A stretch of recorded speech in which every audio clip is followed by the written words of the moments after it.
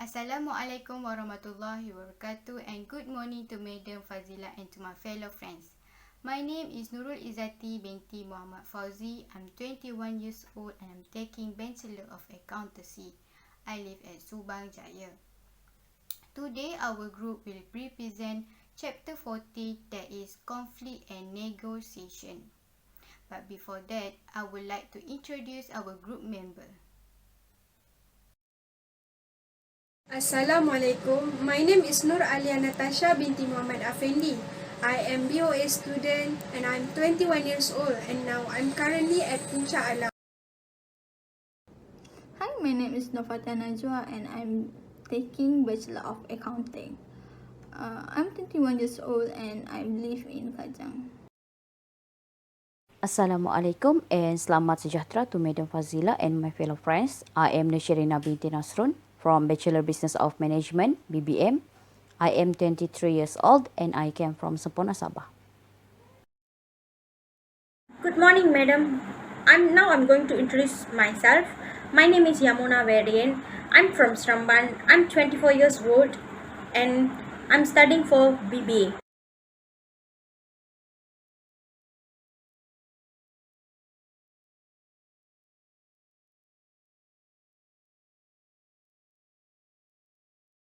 For the introduction of conflict.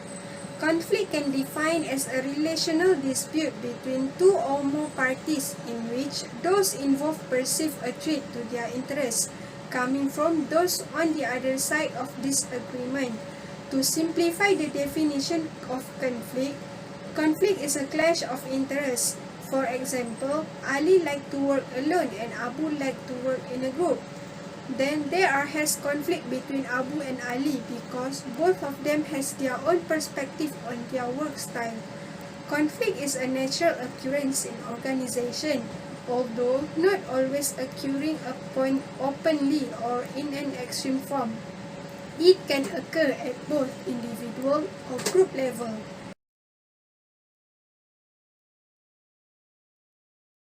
So there are three major sources of conflict. First, differentiation. Differentiation can happen when people and the tasks are either grouped or split up into function and division. First, we must know what is a functional organization. Functional organization is a widely used organizational structure in which the organization is divided into smaller groups based on specialized functional areas such as finance, marketing, and production. The splitting process produces conflict because it makes the difference in functional orientation and status inconsistency apparent. Why this change can cause to conflict? First, different functions commonly develop different orientation towards the organization's major priorities. Second, their views of what needs to be done to increase organizational performance differ because their task, job, and goal differ.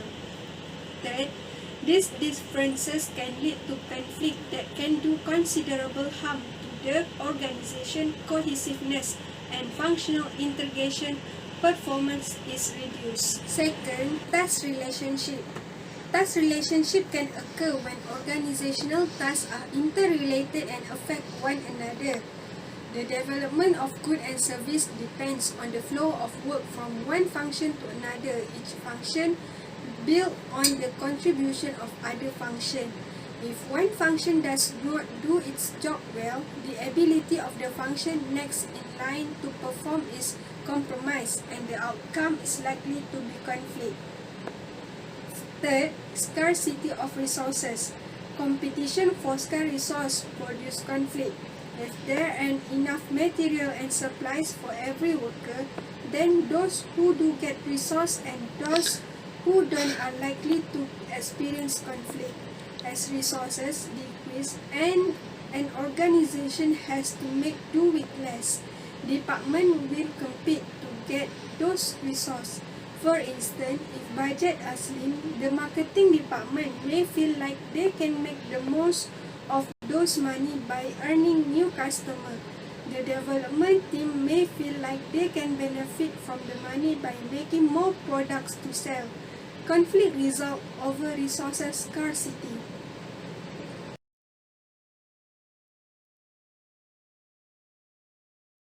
Hello, I'm Yamuna. Now I'm going to present about elements of conflicts. Organizational conflicts usually involve three elements, which are power, organizational demands, and also worth. These three elements have to match appropriately through necessary organizational arrangements in order to resolve conflicts. The first one is power, is the capacity and means that people have at their disposal to get work done, and also it includes budgetary discretion, personal influence, informations, time, space, staff size, and dependence on others. If used essentially, power creates an atmosphere of cooperation but can generate conflicts when misused. The second one is organizational demand. Is essentially refer to people's expectation regarding a person's job performance. Usually such expectations are high, which can make them rather unrealistic. These expectations are not fulfilled. People feel discouraged, angry, let down, or cheated. Consequently, conflict situations can arise. The last one is worth, which refers to a person's self-esteem. People want to prove their worth in organization. Superior control employees pay. Performance rating, performance appraisal, etc. How much of this that received by a person reflect their worth. An individual may also feel loss of worth if same basic needs are not fulfilled. Conflicts arise from mismatches between power, organizational demand, and feelings of a person's worth. Thank you.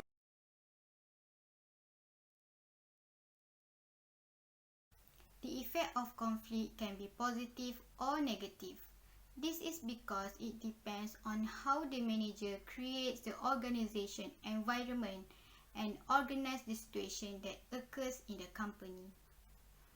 The first positive effect is diffused from more serious conflict. When the relationship between the members is so close, then the conflict in the organization can be minimized, and it can prevent the organization from facing a bigger problem in the future. The second effect of conflict is stimulating the search for new ideas, facts, or resolution, and increased creativity.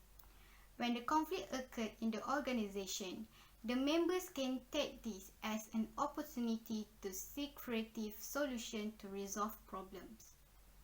This is because conflict can inspire members to brainstorming ideas while examining problems from various perspectives.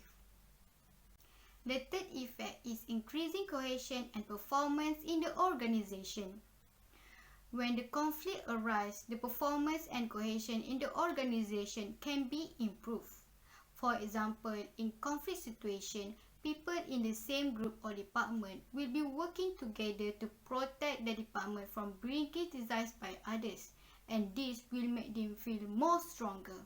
So in this situation, it shows the cohesion between the members. The last positive effect is promote an assessment of power or ability. When there is conflict, the power of parties involved can be measured. Therefore, this will help the organization to use the power more effectively and correctly in the future.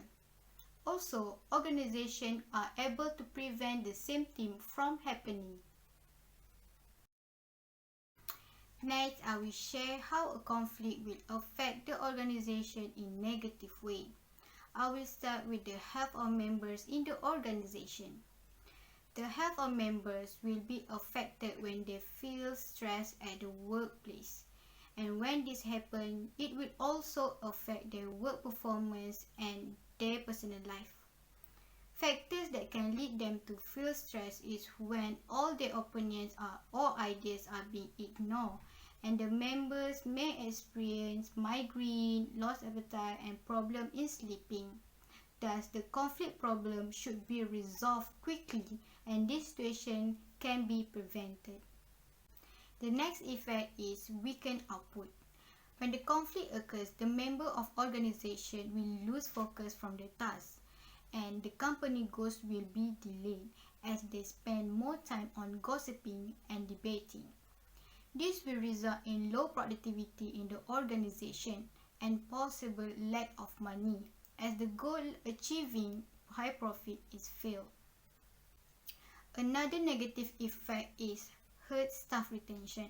When the conflict is being dragged for too long, the members of the organization will become more frustrated and may decide to end their membership. This leads to a negative effect on the organization because members or workers are so important to run a business, help the companies to make decisions, and to achieve the company objective. Lastly, conflict can cause competing affiliation to form among members due to unsatisfied or disagreement in some situations.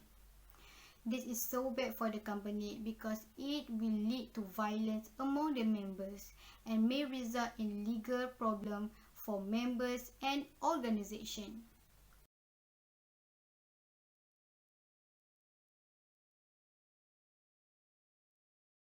Good morning, madam. I'm Yamuna. Now I'm going to present about ways to manage conflict. There are four types of reaction of conflict, which are fighting, negotiating, problem solving, and also designing. Now I'm going to explain about fighting.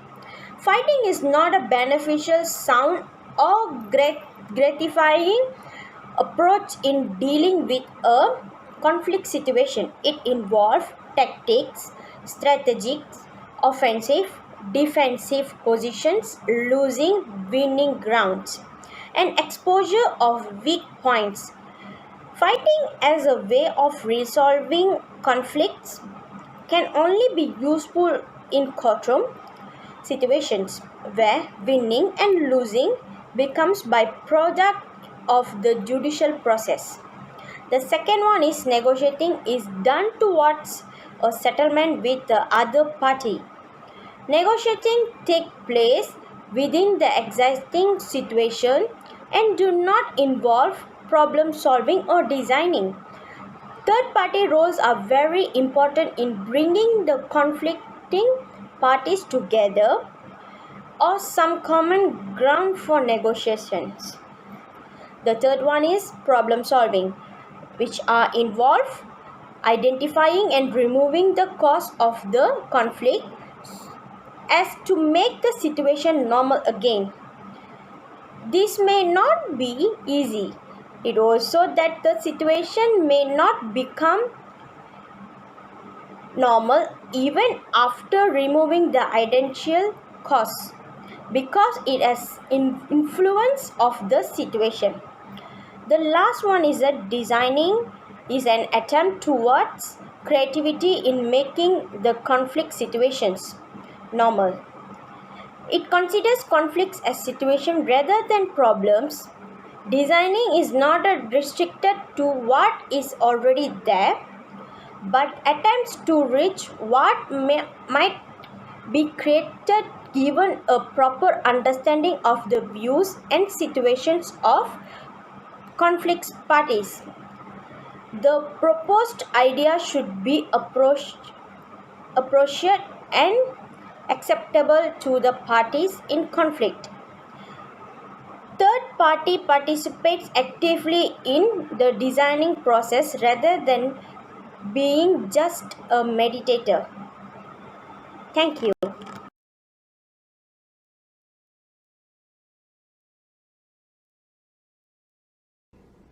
Negotiation. A negotiation is a process in which groups with conflicting interests meet together to make offers, counteroffers, and concessions to each other in an effort to resolve their differences.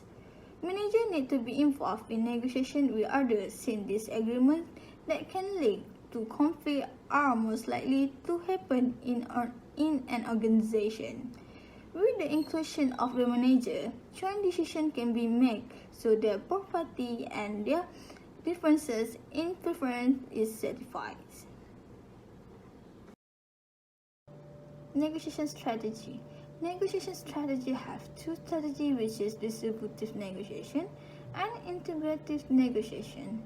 Distributive negotiation has two types, which is hard distributive negotiation and soft distributive negotiation. Hard distributive negotiation strategy lead to in a win-win situation. Soft distributive negotiation strategy is where one party tries to find ways to meet the other party's desire. Integrative negotiation is a type of negotiation in which mutual problem-solving technique is used to analyze the assets that are to be divided between parties. Assalamualaikum and selamat sejahtera to Madam Fazila and my fellow friends. We have been presenting the definition and strategies of negotiation. However, what is the process involved in order to make the negotiation successful? This is why I will be presenting the 5 steps of negotiation process. First process is preparation and planning. Before starting the negotiation process, the parties involved must gather some information such as the nature of the conflict, the history leading to the negotiation, the person involved, the perception of the conflict, the goal for the negotiation, and the strategies to achieve that goal. In a simple word, first process of negotiation is who and what is the negotiation about. The parties involved must know the basic of the negotiation in order for them to acknowledge the goal for both parties and how they can achieve it. Second step is definition of ground rules. At the second stage, the ground rules and procedures for the negotiation to take place are defined. This is where all the specific details are included, such as who will do the negotiating, where the negotiation will be done, whether there are time constraints or limitation of the issue to be discussed, or whether there are specific procedures to be followed, and so forth. In this stage is where all the parties involved in the negotiation must know all of the specific details, as it is important to ensure the negotiation successful. Third step is clarification and justification. At this stage, the parties involved start to explaining, clarifying, implying, and justifying the demand. This stage is more like an opportunity to inform and educate the other parties on the issue by providing some supporting documents. Fourth step is bargaining and problem solving. At the fourth stage, both parties will reach to a good agreement. In a simple word, this is the stage where both parties will start to bargaining and solving the conflict and negotiating. If the negotiation is in a good term, maybe both parties will reach to an agreement. Fifth and last step is closure and implementation. At the last stage, both parties will formalize the agreement, which means that both parties will signing a contract. And this is also the stage where they can develop procedures for implementation and monitoring if it's needed. As I say just now, that this stage is required formal, which is both parties have to signing a contract, or if it's less informal, the negotiation will just ending with a handshake. That's all from me. Thank you.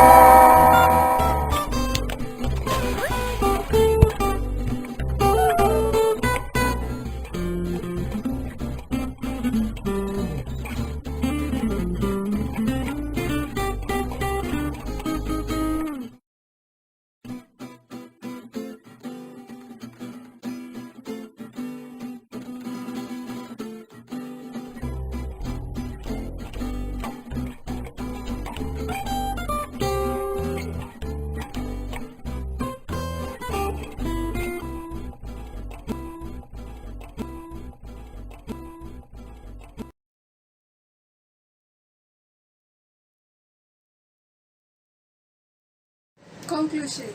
So for the conclusion, conflict can happen at any time and anywhere. So as a people, we should play a good role to prevent it from it is happen. Dale Carnegie said, "Listen first. Give your opponents a chance to talk.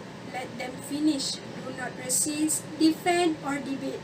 This only raises barriers. Try to build bridges of understanding."